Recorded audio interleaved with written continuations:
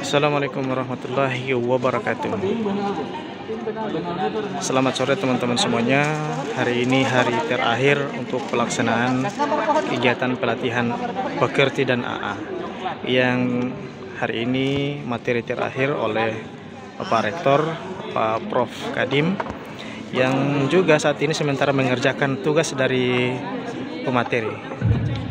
Dan materi tugas yang sementara kami kerjakan ini mendeskripsikan atau memberikan nilai, menentukan nilai-nilai karakter pada tanaman ataupun pohon-pohon yang sudah diberikan. Sudah, tidak usah ditempel, nanti ada kesempatan. Waktunya terbatas. Ya, kalau menang sudah. Setuju? Oke, kita beri aplaus dulu semua. Iya. Soalnya karena waktunya terbatas akan ada penutupan. Kita langsung saja.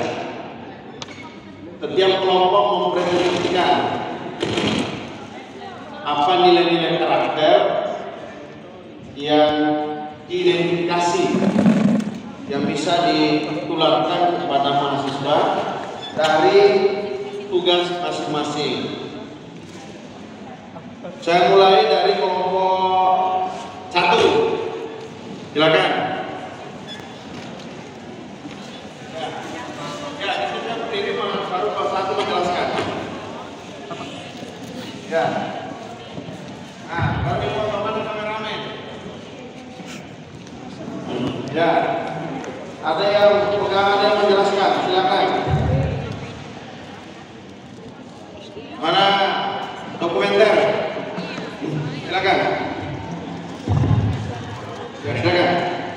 Terima kasih. Warahmatullahi wabarakatuh. Kami dari kelompok 1 akan mempresentasikan tugas kami tentang nilai karakter pada gambar yang pertama, yaitu Messi dan Ronaldo, dan gambar ketiga itu adalah Megawati.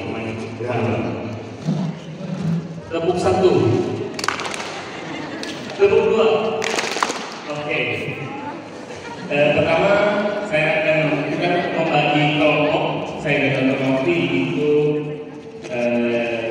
membahas tentang emotional question. Pertama itu percaya diri. Percaya diri itu dari karakter yang bisa diadopsi oleh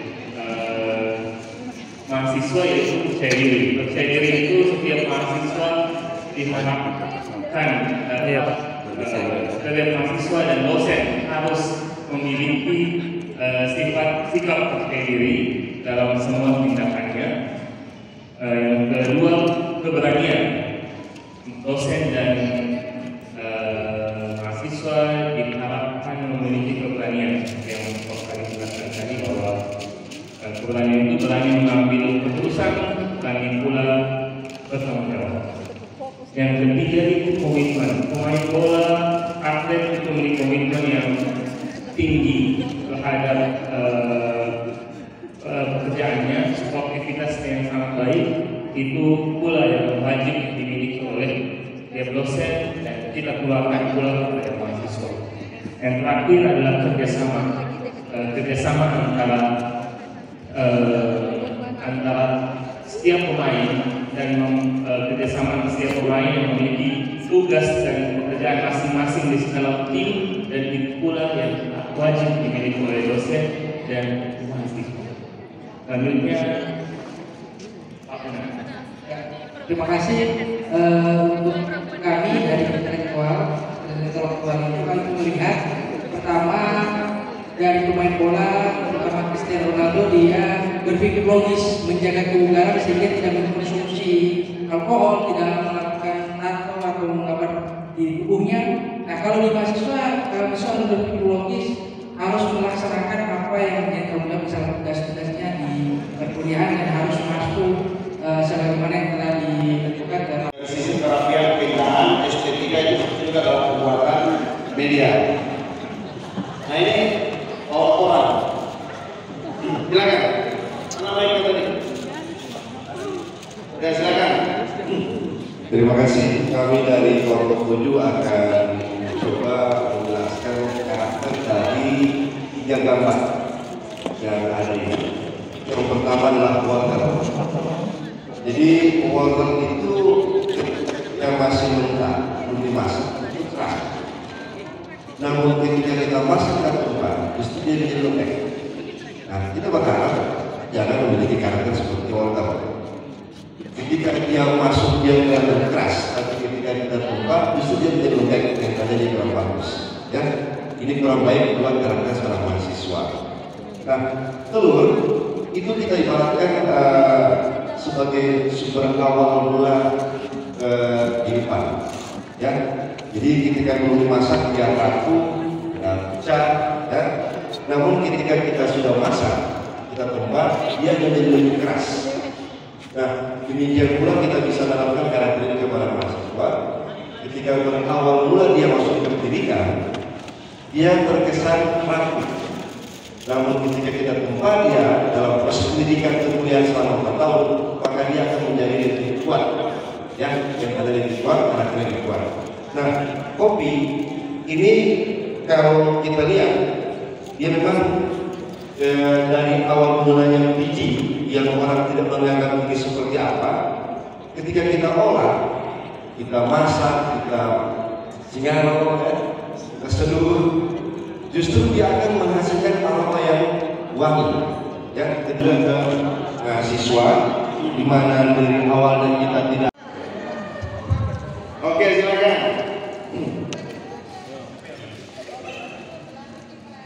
Silakan.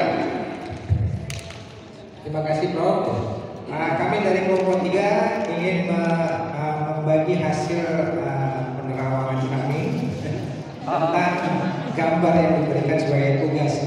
Tadi kita diberi tugas dengan gambar Korea. Ya, Korea itu gambar pertama. Dari segi intelektual, kita melihat bahwa seorang Korea itu harus memiliki kecerdasan.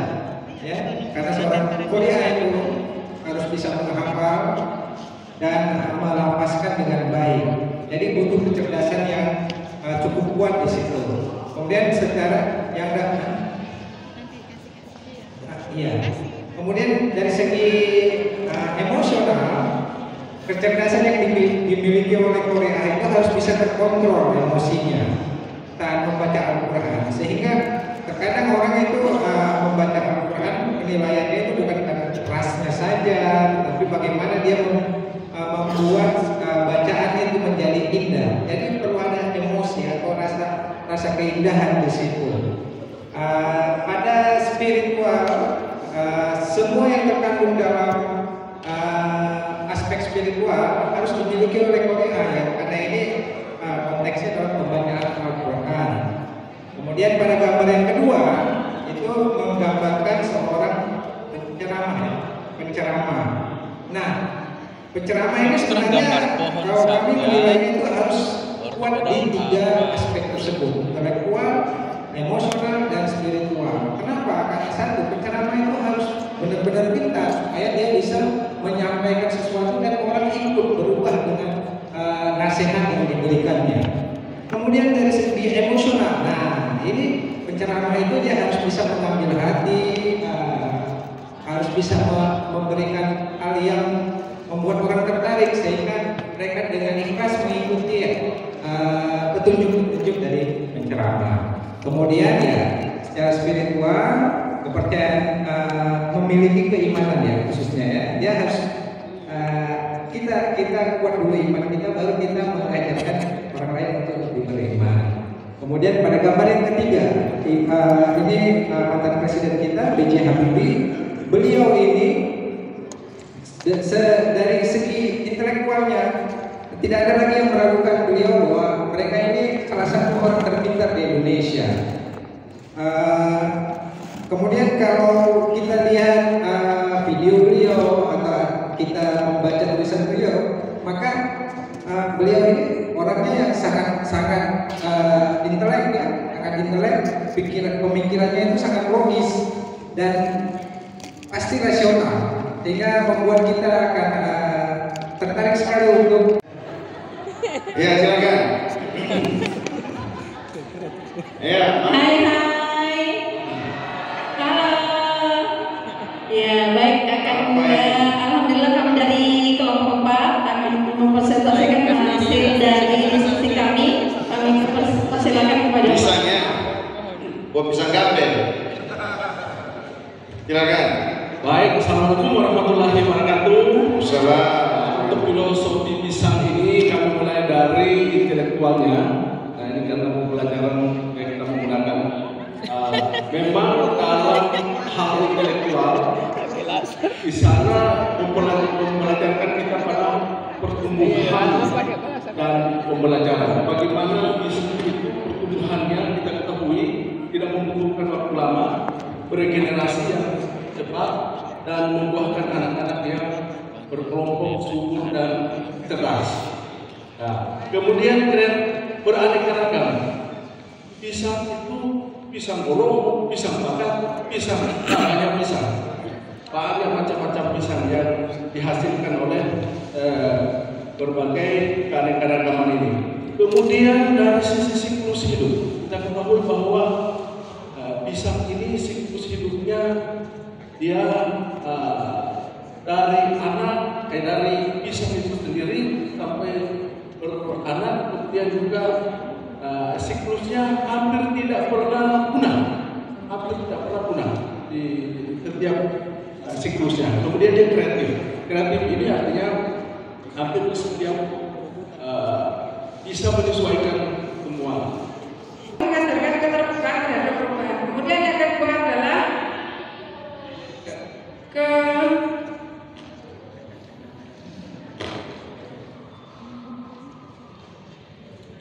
Yang buat sendiri tidak bisa dibaca.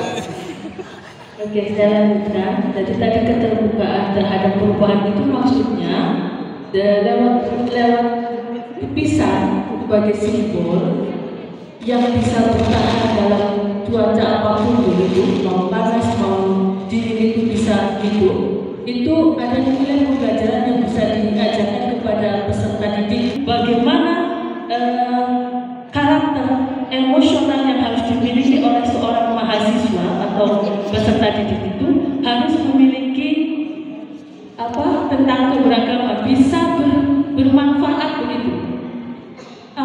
Karakter mahasiswa itu kan berbeda-beda. Jadi nanti mereka akan bermanfaat sesuai dengan kompetensi kompetensi selalu lurus. Artinya apa? Kita harus istiqomah. Jadi betapa kita ini harus belajar dari pisang yang terus istiqomah, ya, tidak pernah goyah dalam hal kepercayaan atau keyakinannya. Yang berikut ada nilai-nilai keimanan. Setiap kalau kita berdoa atau kita menuju kepada Tuhan itu harus selalu ke atas. Kenapa? Dia pisang tidak pernah dia condong, tetapi dia harus ke atas. Betapa nilai ketauhidannya itu cukup tinggi, ya, bandingkan dengan pohon yang lain. Yang berikut, kenapa ini ada keseimbangan? Jadi pisang itu, ya, itu istilahnya walaupun diterpa oleh angin, dia bisa menjaga keseimbangannya. Artinya apa? Keseimbangan dunia dan akhirat. Dia tidak condong ke dunia, juga tidak condong juga ke akhirat. Dia bisa menjaga di dunia wal akhirat, itu dalam kehidupan yang seimbang. Lalu yang berikut adalah ketahanan ketabahan. Kalau tadi kesabaran, ini beda dengan ketabahan. Pisang itu bisa bertahan dalam kondisi cuaca bagaimanapun juga, dia tetap bisa bertahan. Artinya apa? Hidup penuh cobaan. Hidup penuh cobaan, dan disitulah kita bisa menyikapi situasi bagaimanapun juga, kita harus tabah menyikapi bagaimana pohon pisang. Ya, kira-kira begitu. Oh, makanya kita beri aplaus kepada kelompok 4 ya, kelompok 4. Kembali ke tempat. Luar biasa ini, kita memperoleh bapak-bapak semua ini. Pisang-pisang. Ya, bapak-bapak semua itu tulisannya begini.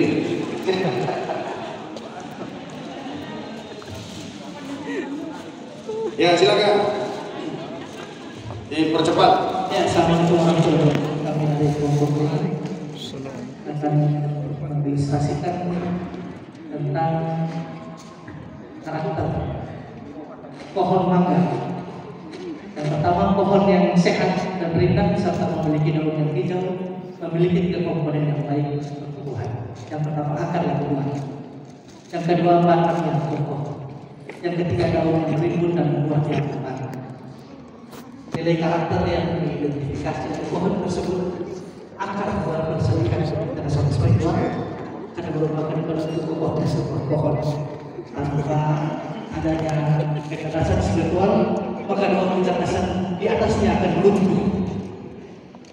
Contoh yang paling dekat adalah bagaimana Muhammad Al-Fatih melakukan Konstantinopel selama 53 hari. 53 hari, Pak. Dia menyuruh anak prajuritnya untuk mengangkat kapal melalui selat karena tidak bisa menyerang secara langsung. Itu kalau tidak ada kecerdasan spiritual, hanya menggunakan kecerdasan emosional dan spiritual, intelektual, maka buyar. Yang kedua, batang yang kokoh merupakan kecerdasan emosional. Ini juga merupakan kecerdasan yang penting. Yang berikut, daun dan buah itu mempresentasikan kecerdasan intelektual. Maka dua hal ini akan mempresentasikan kecerdasan buah itu. Lanjut, penalu. Penalu menurut kami adalah tanaman yang tidak merepresentasikan tiga kecerdasan tersebut, karena dia hanya menumpang dan mengambil sari-sari dari tanaman yang lain. Akan dilakukan oleh Pak Andi. Sudah, terima kasih. Jadi ada salah satu contoh kasus dari Benalu, yakni salah satu tokoh yang paling dikejam oleh banyak negara Islam, yaitu adalah Mustafa Kemal Atatürk. Tokoh tersebut menjadi Benalu dalam Islam, yaitu meruntuhkan sistem Khalifah Utsmaniyah, yaitu dikenal dengan Ottoman, meruntuhkan sistem Islam pada masa itu dan menjadikan negara Turki menjadi negara yang sekuler. Jadi janganlah menjadi salah satu orang tersebut, Mustafa Kemal Atatürk. Sudah, oke, kita berikan plus. Masih dua kelompoknya. Ikan, ya, filosofi ikan mengenai kepemimpinan. Ikan ini ada beberapa bagian, ada kepala, kemudian badan, sirip dan ekor, gitu ya. Ada. Nah, yang kami highlight pertama kali dari ikan adalah ikan itu kalau pembusukan ikan itu dimulai dari kepala.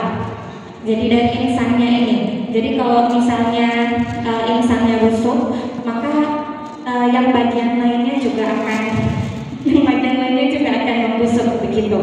Kemudian ada juga yang bagian sirip dan ekor. Ini adalah bagian penting di dalam bagian ikan karena akan mendukung atau membantu pergerakan dari ikan itu, termasuk menjaga keseimbangan dan dorongan agar ikan itu bisa berjalan baik ke depan. Kemudian di bagian badannya ini daging ada sisik ikan.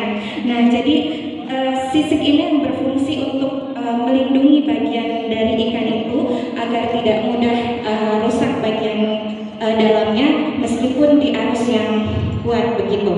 Nah, dari kesemua ini kita mengambil nilai-nilai yang terkandung di dalam filosofi ikan itu. Yang pertama adalah analogi dari insang ikan, di mana kalau pemimpinnya baik di konteks pekerjaan ataupun di kelas, maka bagian lainnya juga akan baik gitu. Jadi baik itu secara intelektual, spiritual maupun secara emosional. Kemudian ikan itu kecenderungannya bergerak maju melawan arus yang kuat, sehingga ada sifat pantang menyerah dan visioner di ikan itu.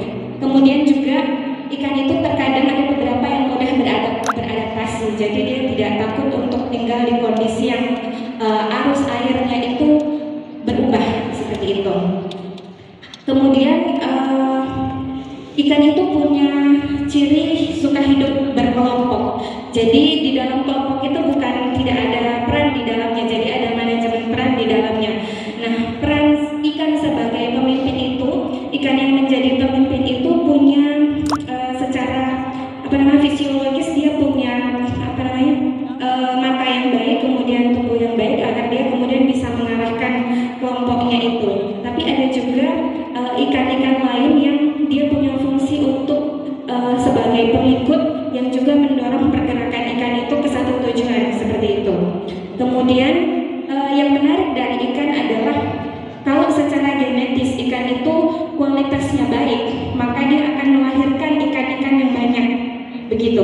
Sebaliknya kalau ikannya itu kualitasnya buruk, maka sedikit juga kualitas ikan yang dihasilkan, seperti itu.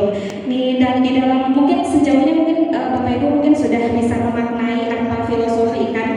Yang jelas adalah ada juga apa namanya tadi sempat kita bahas juga, kalau ada ikan yang terpisah dari gerombolan ikan lain karena kemampuan fisiknya dari hidup berkelompok, dari dia belajar di kelompoknya itu, ketika dia terpisah arus, dia akan mudah untuk menemukan lingkungan baru. Karena dari hidup berkelompok itu dengan manajemen peran masing-masing, dia akan menjadi ikan yang bisa beradaptasi dengan lingkungan yang baru. Kalau di pembelajaran, di dunia kerja ataupun di pembelajaran, fungsi utama pemimpin itu urgent, termasuk dalam bagaimana kemudian manajemen peran di dalamnya. Kalau kita sebagai pendidik, mungkin bagaimana cara kita untuk menciptakan pembelajaran yang efektif, kemudian kita sebagai leader, katakan sebagai leader di dalam kelas, menciptakan model-model pembelajaran yang bisa mendidik anak-anak kita agar kemudian lahir generasi-generasi yang berkualitas. Itu saja dari kami. Terima kasih. Cukup, aplaus. Kita beri aplaus kepada kelompok 6 ya. Minat belajar yang tinggi sejak kecil. Kemudian Ibnu Sina ini dia menjadi dokter dan menyembuhkan penyakit saat berusia 18 tahun. Kemudian dari segi spiritual, Ibnu Sina mampu menghafal Al-Quran pada usia 10 tahun. Dari segi emosional, dia membagi ilmu pengetahuan yang dia tahu dengan orang lain. Selain itu, Ibnu Sina juga menguasai ilmu disiplin, memiliki pendapat bahwa pendidikan itu adalah bersifat hierarkis dan struktural. Kemudian metode yang dianut oleh tokoh Ibnu Sina ini yaitu antara lain metode demonstrasi pada saat pembelajaran, metode pembiasaan, dan metode diskusi. Kemudian yang terakhir, pada tokoh Ibnu Sina ini dia saat menjadi mahasiswa dia mampu menjadi mahasiswa yang cakap secara intelektual, akhlak, dan profesional. Selanjutnya tokoh yang kedua yaitu Ustadz A'ajim. Nilai-nilai karakter yang bisa diterapkan pada mahasiswa itu antara lain Ustadz A'ajim ini menghafal Quran, kemudian memiliki sifat santun dalam bertutur kata, memiliki sifat tawadu serta jujur. Kemudian memiliki jiwa kepemimpinan, tegas, religius, humoris, sabar, sederhana, serta memiliki ciri khas dalam menyampaikan ceramah. Dan tokoh yang terakhir yaitu Ustadz Adi Hidayat. Nah, nilai-nilai karakter yang bisa diterapkan pada mahasiswa yaitu Ustadz Adi Hidayat merupakan dai yang berintelektual tinggi, sosok yang rendah hati, sederhana, santun, berprestasi. Beliau juga merupakan hafiz Quran, punya jiwa kepemimpinan, memiliki ketenangan hati yang sabar, amanah, berpengetahuan luas, tegas, serta humoris. Terima kasih. Oke. Kita beri aplaus kepada kelompok 2 terakhir presentasi.